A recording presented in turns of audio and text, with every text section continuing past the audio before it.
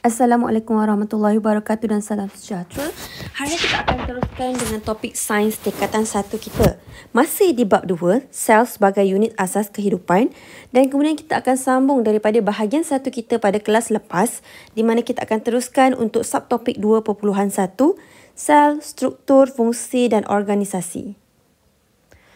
Okey, untuk bahagian 2 ni kita dah pelajari berkenaan dengan sel haiwan, sel tumbuhan, dan untuk bahagian 2 ni kita akan lebih kepada jenis sel dan juga fungsi sel haiwan dan sel tumbuhan itu sendiri. Maksudnya kita akan belajar lebih mendalam berkenaan kedua-dua jenis sel ini. Yang pertama kita akan tengok berkenaan dengan sel haiwan. Okey, di mana sel haiwan ni kita tahu yang pertama kita ada sel epitelium. Sel epitelium membentuk lapisan yang melindungi organ badan. Okey, jadi dekat dalam organ badan awak ataupun kita ada yang paling mudah kita punya kulit, sel kulit. Okey, dia adalah merangkumi daripada kita punya sel epitelium.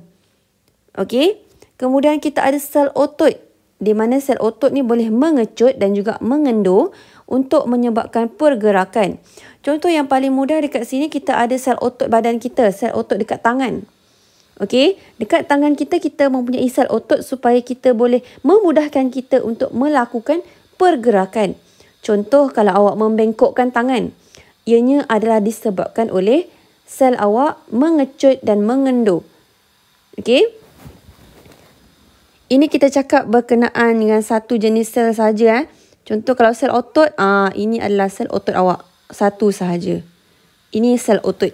Okey, tapi bila sel ini dah bergabung ataupun kita mempunyai sekumpulan sel, dia akan menjalankan, dia membolehkan awak untuk bergerak. Okey, contoh dekat sini kita ada sel dekat dalam jantung, dekat dalam intestine ataupun usus awak dan juga sel di bahagian kaki tangan. Kemudian kita ada sel pembiakan. Di mana sel pembiakan ni kita ada dua. Yang pertama kita ada sperma. Ini sperma. Dan juga yang kedua kita ada sel ovum. Okey. Sel sperma ni kita boleh jumpa di lelaki. Di bahagian testis. Kemudian ovum dihasilkan oleh ovary di dalam seorang wanita. Ini wanita.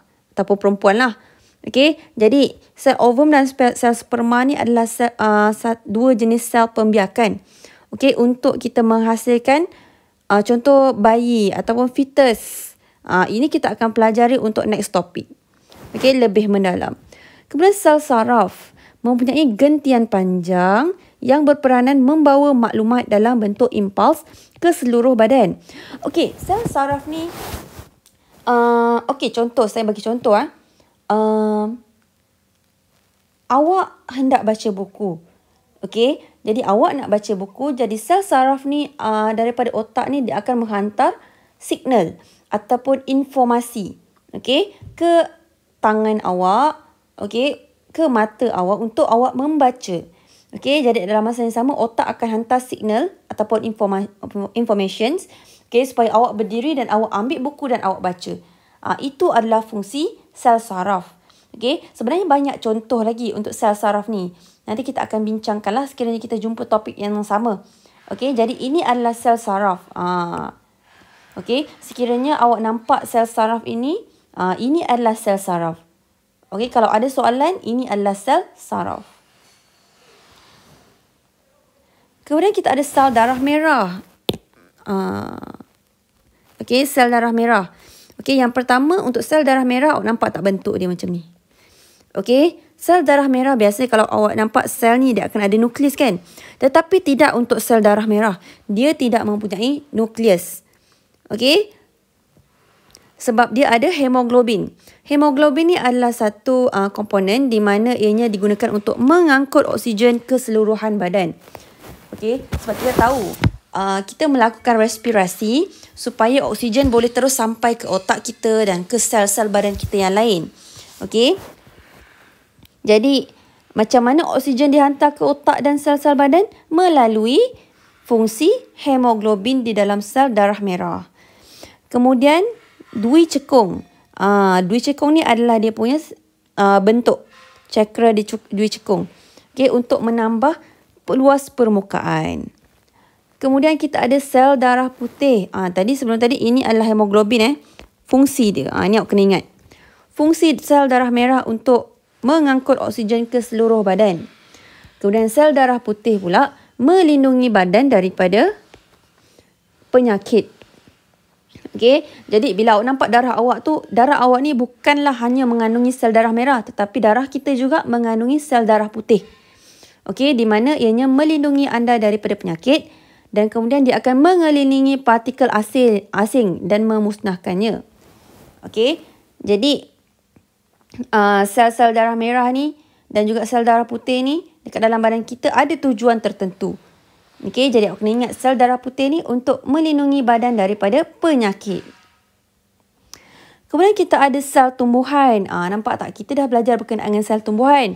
Tetapi sel tumbuhan pula dibahagikan kepada beberapa jenis sel. Okey, contoh kita ada satu sehelai daun. Okey, daun ni awak potong sedikit. Potong dekat sini dan kemudian awak letak di bawah mikroskop. Ini adalah apa yang awak akan nampak. Okey, macam yang kita kata kalau awak potong saja awak takkanlah nampak macam ni. Okey, tetapi kalau awak potong letak under mikroskop, awak akan nampak lapisan ini. Okey, apa lapisan ni? Kita akan tengok untuk beberapa major sel lah. Okey, yang pertama adalah sel epidermis. Okey, tadi kita belajar sel epidermis dalam badan manusia, tetapi sekarang kita akan belajar berkenaan dengan sel epidermis dekat di lapisan daun. Okey, di mana ianya berfungsi mengurangkan kehilangan air. Awak ingat mengurangkan kehilangan air melalui proses transpirasi. Bukan manusia je. Okey, manusia kita kehilangan air melalui proses perpeluhan salah satu. Tetapi kalau macam tumbuhan, sekiranya cuaca terlampau panas, air juga akan hilang daripada lapisan daun melalui proses transpirasi. Jadi sebab itu kita kena ada epidermis atas ni. Ini adalah bahagian epidermis. Nampak? Okey, jadi epidermis ni fungsi dia adalah untuk mengurangkan kehilangan air, membolehkan pertukaran gas dan juga penyerapan air dan nutrien. Jadi ini adalah beberapa fungsi untuk sel epidermis. Kemudian sel pelisaid mengandungi klorofil. Awak ingat tak klorofil ni fungsi dia untuk apa? Untuk tumbuhan melakukan fotosintesis. Okey, untuk menyerap cahaya dan menjalankan proses fotosintesis. Okey, awak dengar klorofil je. Klorofil mesti warna hijau dan dia juga menjalankan fotosintesis. Okey. Jadi awak boleh nampak ini adalah struktur untuk sel tumbuhan.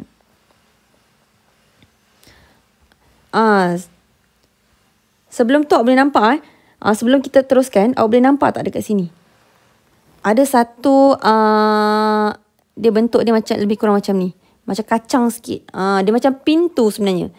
Okey, apa itu pintu tersebut? Ini adalah yang kita panggil sebagai sel pengawal, guard cell.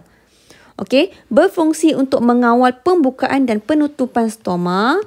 Okey, jadi kalau awak nampak ini adalah dia punya close up ataupun lagi dekat.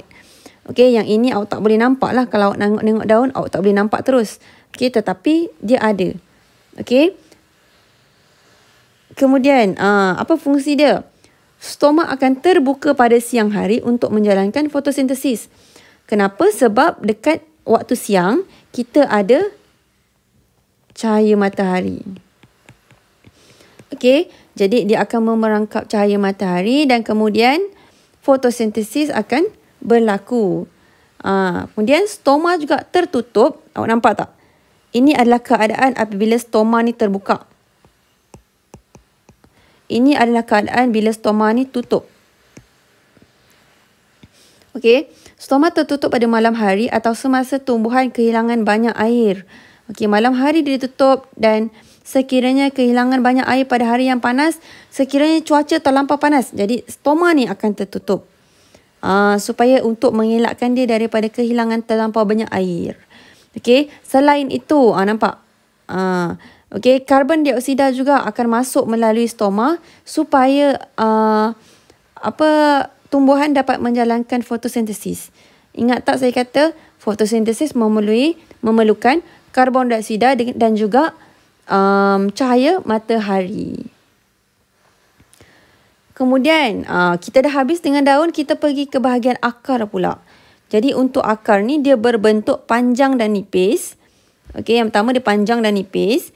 Kemudian sel rambut akar yang banyak akan meningkatkan luas permukaan untuk menyerap lebih banyak air dan nutrien. Air dan nutrien ni sangat penting. Okey, jadi tadi untuk fotosintesis kan, yang pertama awak kena ada karbon dioksida. Kemudian awak kena ada air. Jadi air dekat dalam ni dia akan masuk dekat dalam akar supaya air tersebut akan dibahagikan kepada bahagian-bahagian tertentu. Okey, jadi bagaimana air masuk? Air ni akan diserap melalui renambut akar. Nampak? Air dan nutrien. Nutrien ni bukan manusia je perlukan nutrien, tetapi tumbuhan juga. Okey. Okey, kemudian kita akan belajar lebih kepada berkenaan dengan pembentukan suatu organisma. Okey. Mula-mula kita dah belajar berkenaan dengan sel, di mana sel ni adalah unit asas. Okey, unit paling basic yang paling asas sekali satu sel. Okey, satu sel ni macam mana dia akan jadi tisu, kemudian organ, kemudian sistem dan kemudian organisma. Yang ini kita akan tengok untuk next slide. Okey, yang pertama kita akan belajar organisasi sel dalam haiwan. Okey, jadi yang pertama adalah sel epitelium. Okey, sel. Kebanyakan sel di dalam organisma mati mempunyai fungsi spesifik. Okey, seperti yang kita dah belajar sebelum ni, kita ada sel epitelium, sel otot, apa lagi? Okey, sel darah. Okey, banyak jenis sel yang kita dah belajar. Jadi setiap sel ni dia mempunyai fungsi yang tersendiri. Kemudian kita ada sel, kemudian kita akan ada tisu. Tisu epitelium adalah bila di mana sel-sel yang mempunyai fungsi yang sama bergabung membentuk tisu. Jadi tadi kita ada dah satu sel, kemudian jika sel ni bergabung, kita panggil dia sebagai tisu. Kena ingat, dia mempunyai fungsi yang sama. Apabila tisu ni berlainan, tisu yang berlainan yang bekerjasama untuk menjalankan satu fungsi bagi membentuk organ. Okey, kalau awak nampak gambar dekat sini, kita ada yang pertama tisu otot. Kemudian kita ada tisu epitelium. Dalam masa yang sama, kita ada tisu saraf juga. Okey, jadi dekat sini awak nampak, awak ada 3 jenis tisu. Tisu yang berbeza fungsi, dia bergabung untuk membentuk sesuatu organ perut. Okey, jadi ini adalah gabungan beberapa jenis tisu. Kemudian, sistem. Beberapa organ mempunyai fungsi yang berkaitan akan bekerjasama untuk satu tujuan tertentu. Dekat sini kita akan tengok satu sistem di mana kita tengok sistem pencernaan. Sistem di mana awak makan, okey, awak makan, makanan akan masuk melalui mulut dan kemudian makanan itu akan dihantar melalui esophagus ke dalam perut. Okey, nampak tak? Dekat sini kita ada beberapa jenis organ. Kemudian kita ada usus besar dan usus kecil. Ini adalah yang kita panggil sebagai sistem pencernaan. Yang terakhir adalah organisma, di mana semua sistem bekerjasama untuk membolehkan organisma berfungsi dengan baik. Jadi dekat sini kita akan ada beberapa jenis sistem lah. Okey. Jadi beberapa jenis sistem ni dia bekerjasama untuk menghasilkan satu fungsi organisma. Okey, jadi dalam badan kita ni bukan kita ada sistem pencernaan sahaja, tetapi kita pun ada jenis sistem pernafasan, sistem pencernaan, sistem perkumuhan. Jadi sistem-sistem ni bergabung bekerjasama untuk membentuk sesuatu organisma. Jadi ini yang untuk sistem ni kita akan pelajari kejap lagi. Kemudian kita akan tengok organisasi sel dalam tumbuhan pula. Jadi dalam tumbuhan tadi kita dah belajar berkenaan dengan sel epidermis. Jadi kalau dia adalah satu sel saja, kita panggil sel epidermis saja. Okey, jadi sel epidermis ni bila ada banyak sel epidermis, kita akan panggil dia sebagai tisu. Kemudian sel-sel tisu ni dia bergabung. Okey, sel tisu, sel epidermis. Kemudian kita ada sel pengawal.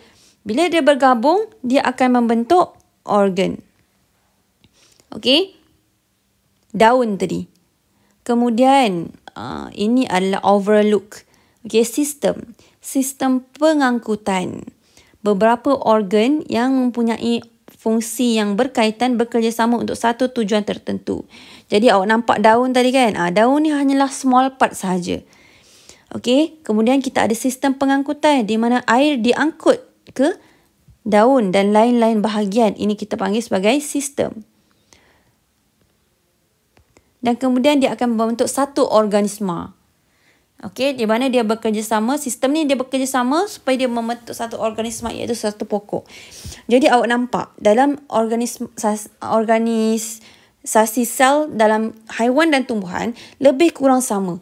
Okey, kita ada sel, kemudian dia akan membentuk tisu, organ, sistem dan organisma. Jadi ini awak kena ingat. Okey, dia punya alur. Okey, kemudian kita akan belajar sistem dalam badan manusia. Sistem dalam badan manusia ni terdapat pelbagai. Okey, jadi yang menjalankan tugas utama dalam badan manusia. Jadi setiap sistem terdiri daripada beberapa organ yang bekerja secara bersepadu untuk melakukan sesuatu fungsi tertentu.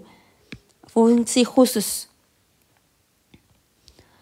Yang pertama kita akan lihat sistem perkumuhan. Okey, apa itu sistem perkumuhan? Sistem perkumuhan adalah sistem yang menyingkirkan bahan buangan yang berlebihan daripada badan. Contoh, awak ada peparu dan kulit.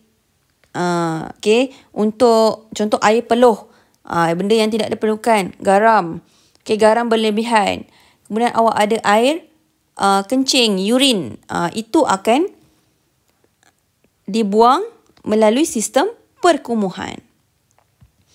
Sistem rangka. Ini adalah sistem rangka. Tengkorak, tulang dalam badan awak. Dan fungsinya adalah untuk menyokong badan dan melindungi organ dalaman. Seperti paru-paru dan hati. Kalau awak perasan, tengkorak, tugasnya adalah untuk melindungi bahagian otak. Okey, sebab otak kita ni adalah sesuatu yang lembut, sesuatu yang fragile. Jadi, tugas tengkorak untuk melindungi otak kita. Sebab otak kita ni adalah bahagian yang sangat penting dalam badan kita.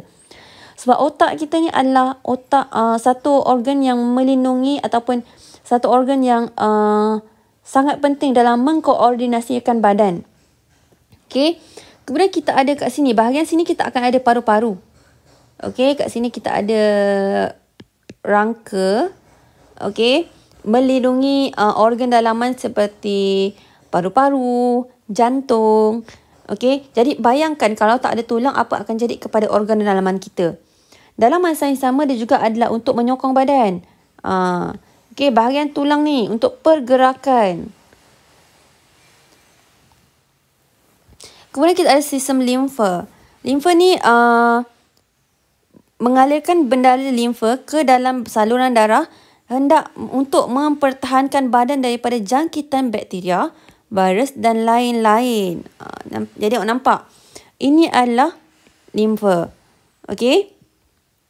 Sistem pencernaan. Sistem pencernaan macam yang saya terangkan tadi, memecahkan bahan makanan kompleks kepada yang lebih ringkas untuk membolehkan penyerapan oleh badan.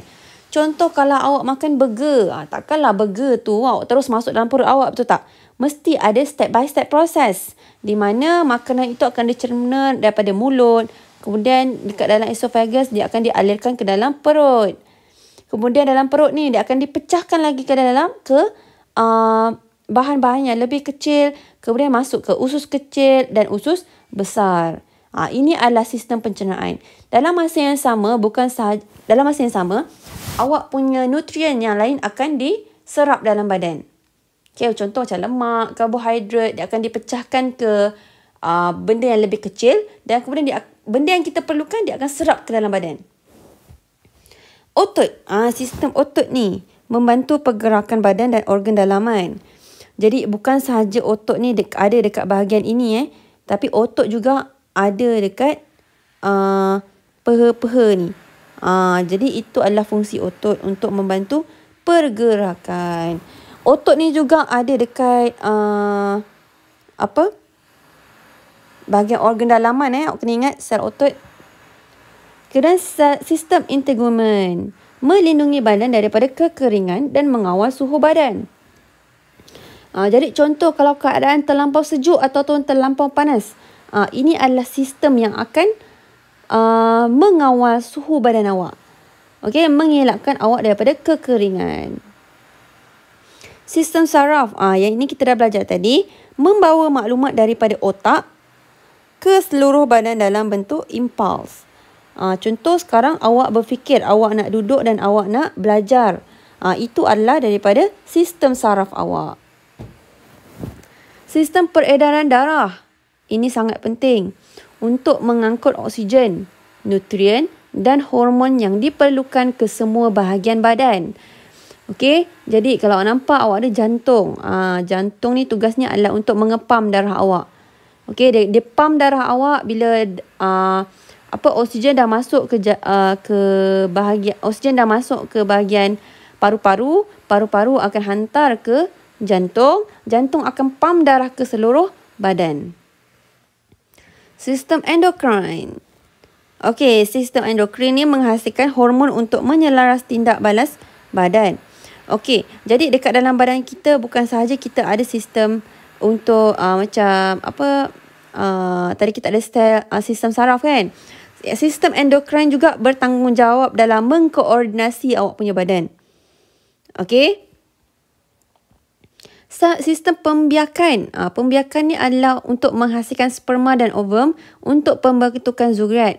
Okey, jadi ovum dihasilkan dekat dalam ovary, manakala sperma dihasilkan di dalam testis. Kemudian yang terakhir, kita ada sistem respirasi. Di mana sistem respirasi ni dia mengambil oksigen. Oksigen akan masuk melalui hidung. Okey. Kemudian karbon dioksida juga akan dikeluarkan melalui hidung. Okey, ini termasuklah oksigen tadi kan. Kita ada oksigen, dia akan masuk terus ke paru-paru. Okey, paru-paru dia akan hantar awak punya oksigen tadi ke jantung. Bila semua sel badan telah menggunakan oksigen, dia akan lepaskan karbon dioksida. Jadi karbon dioksida ni tidak perlu digunakan lagi oleh badan kita. Sebab tu kita kena buang. Okey, dia akan buang juga melalui kita punya sistem respirasi. Okey, jadi sekarang kita telah tamat untuk bab 2.1 kita, iaitu berkenaan dengan sel. Okey, jadi awak baca dan fahamkan.